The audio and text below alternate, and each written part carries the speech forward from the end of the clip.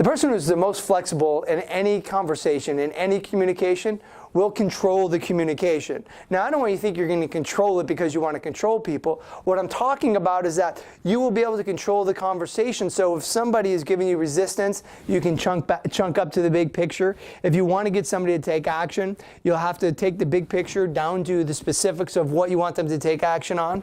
If you need to reframe somebody from where they're currently at, you're going to have to take the conversation laterally and use a reframe method or use a story. So it's that person that is the most flexible in the communication that's not just caught like down in the weeds. A lot of times we get caught down in the weeds because we want to be right rather than rich. And not just rich of money, but rich of life, rich of communication, is why I get caught down in the weeds where you got to be right. You would chunk up to the bigger picture and center it around where agreement is. And all agreement is in the big picture. So somebody who has the most flexibility in the communication is going to control the communication. The person who can go from the big picture down to the specifics and go laterally is ultimately the one who is going to dominate the conversation and dominate the persuasiveness of the communication. It's the same thing if you're cold calling somebody or you're opening up a cold conversation.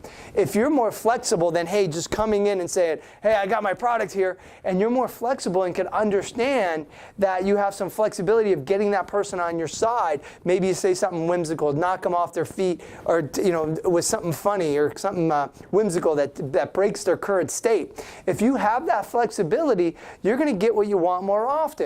And so ultimately, the person with the most flexibility of communication is going to be the most successful. And so what does that mean?